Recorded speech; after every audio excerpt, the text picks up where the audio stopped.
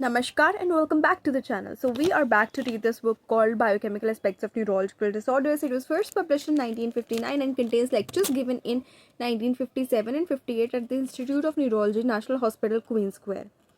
The edition that I am reading has been published by Blackwell Scientific Publications Limited, and this book has been edited by Mr. John N. Cummings and Mr. Michael Kramer. तो हमने 2 दिन पहले इसमें एक chapter शुरू किया था जिसका नाम है द न्यूरोलिपिडोसिस, एंड ये चैप्टर जो पर्टिकुलरली ऑथर किया है पॉल सैंडेफेर ने, मिस्टर पॉल सैंडेफेर ने. तो इसकी जो फर्स्ट हेडिंग हमने शुरू की थी द डिमेंटिंग चाइल्ड, उसके अंडर सब हेडिंग्स थी amentia, acquired but non progressive mental defect, ये हम कवर कर चुके हैं, and then progressive mental defect और डिमेंशिया, ये भी हम कवर कर चुके हैं. जो द डिमेंटिंग चाइल्ड की फर्दर सब हेडिंग्स हैं वो हम आज कवर करते हैं. एंड लास्ट, आई थिंक ये लास्ट सब हेडिंग है द डिमेंटिंग चाइल्ड की. इसका नाम है साइकोसिस ऑफ इन्फेंसी एंड चाइल्डहुड. तो बेसिकली डिमेंशिया, प्रीकॉक्सिज़मिया और हेलर सिंड्रोम ऑथर कहते हैं मैं क्लोजली स्टिमुलेट अ डिमेंटिंग इलनेस. अब यहाँ पे मैं कुछ क्लियर करना चाहूँगी. जब मैंने इन दोनों ही वर्ड्स को प्रॉपर मीनिंग के साथ देखा तो एक शब्द हमें जो ये डिमेंशिया प्रीकॉक्सिज़मिया का है उसका मेरे को कोई ऐसा रेफरेंस नहीं मिला. यदि आपको वो पता है तो वो आप मुझे दीजिए. मुझे जो शब्द मिला है वो है डिमेंशिया प्रीकॉक्स. प्रॉबेबली इसी को मॉडिफाई करके पहले डिमेंशिया प्रीकॉक्सिज़मिया कहते होंगे. एंड डिमेंशिया प्रीकॉक्स यानी प्रीमेच्योर डिमेंशिया या फिर प्रीकॉशियस मैडनेस को कहते हैं. तो ये एक डिसयूज्ड साइकोटिक डिसऑर्डर है, यानी ये नाम पहले यूज़ किया जाता था.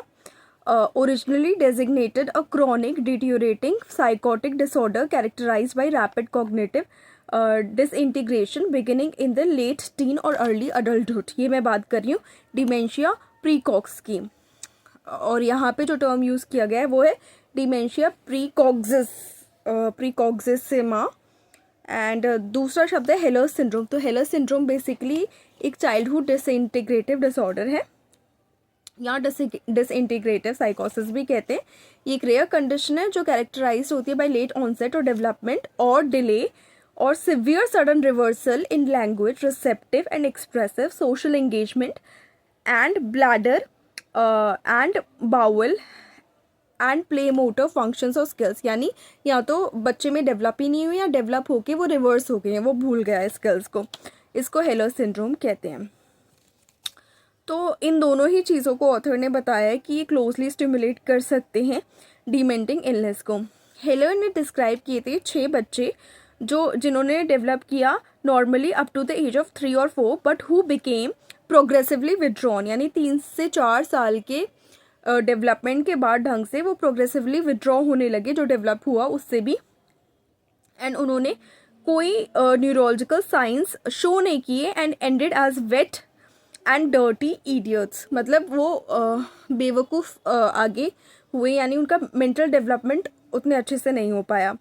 पैथोलॉजिकल चेंजेस वो डिस्क्राइब किए गए थे by mister Corberi in the brains of cases thought to have had Heller's disease.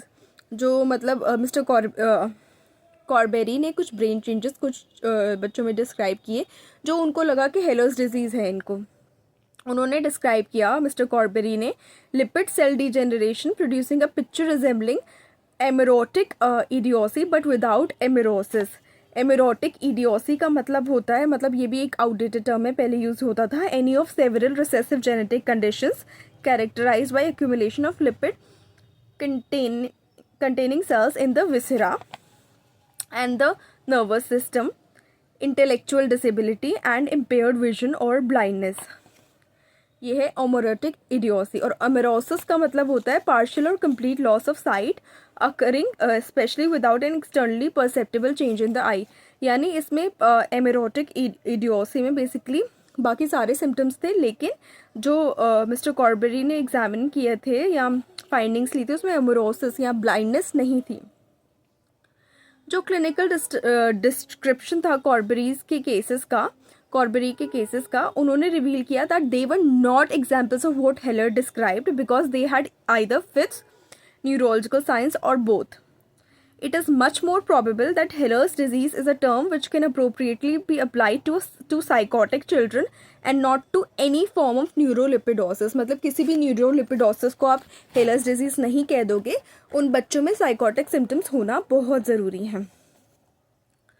उसके बाद हमेशा इतना आसान नहीं होता. It is not always easy to avoid the pitfall of attributing symptoms to a diffuse progressive cerebral disorder when in point of fact the child is epileptic ement. यानी जो child है, हर चीज़ आप एक ही एट्रीब्यूट नहीं कर सकते. आप जो है किसी भी डिफ्यूज प्रोग्रेसिव सेरेब्रल डिसऑर्डर को आप हर चीज़ एट्रीब्यूट नहीं कर सकते, और एट्रीब्यूट करने के बाद वो जो पिटफॉल्स होते हैं उसको भी अवॉइड नहीं कर सकते. इसलिए डायग्नोसिस ढंग से करना बहुत इंपॉर्टेंट है.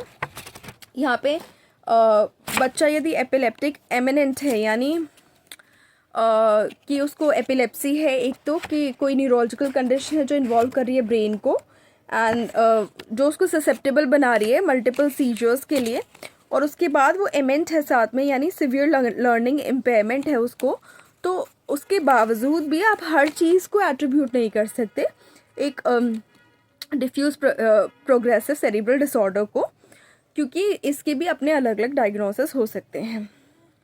Diffuse progressive cerebral disorder may be active at birth so that the physician is misled to the belief that the condition is static, and the infant is an example of infantile cerebral palsy, mental deficiency or both. यानी diffuse progressive cerebral disorder जो है birth में भी हो सकता है active हो, लेकिन वो मिसडाइग्नोज हो गया हो इन्फेंटाइल सेरिब्रल पाल्सी का, क्योंकि इन्फेंट्स में इतना डेवलपमेंट समझ में नहीं आता, कंडीशन स्टैटिक रहती है, यानी न डिटीरियोरेट हो रही है ना कुछ हो रहा है, तो उस वक्त ऐसा लगता है कि सेरिब्रल पाल्सी का केस है, बल्कि वो हो सकता है डिफ्यूज़ प्रोग्रेसिव सेरिब्रल डिसऑर्डर कोई और हो वहाँ पे.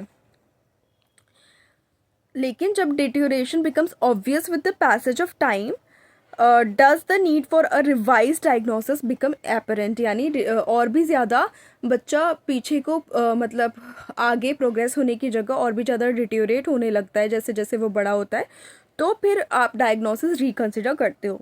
डिजेनरेटिव डिसऑर्डर्स विच में be active at birth include, कौन कौन से हो सकते हैं जो एक्टिव होते हैं डिजेनरेटिव डिसऑर्डर्स बर्थ पे? वो होते हैं Alpers gray matter degeneration and the neurolepidosis. Metachromatic leukoencephalopathy has been known to start in earliest infancy. Okay, so जो एक्टिव बर्थ में है वो तो एल्पर्स ग्रे मैटर डिजेनरेशन और न्यूरोलिपिडोसिस है, और अर्लीस्ट इन्फेंसी में जो शुरू होता है वो है मेटाक्रोमैटिक ल्यूकोएन्सेफेलोपैथी. तो बेसिकली ये कवर करता था साइकोसिस ऑफ इन्फेंसी एंड चाइल्डहुड. इसमें हमने कवर किया है, एंड इसमें ऑथर ने ये बताया कि हर चीज़ आप एक सेरिब्रल प्रोग्रेसिव डिसऑर्डर नहीं बता सकते हैं, डिफ्यूज़ सेरिब्रल प्रोग्रेसिव डिसऑर्डर नहीं बता सकते. उसके और भी बहुत सारे रीजंस हो सकते हैं, और ये जो एंड में इन्होंने टर्म्स यूज़ किए हैं, इन्फेंटाइल सेरिब्रल पाल्सी, ये basically group of neurological disorder हो गया that affects the child's movement and coordination caused by brain damage that occurs before birth, during birth or in the first 2 years of life. Next term use किया है last में एल्पर्स grey matter degeneration, जो कि एक severe progressive neurological condition है where the grey matter in the brain degenerates primarily affecting children and is caused by a genetic mutation in the POLG gene leading to mitochondrial dysfunction, जिसके symptoms जो है seizures हो सकते हैं, developmental regression हो सकता है, लिवर फेलियर हो सकता है, एंड फाइनली वो फेटल प्रूव कर सकता है.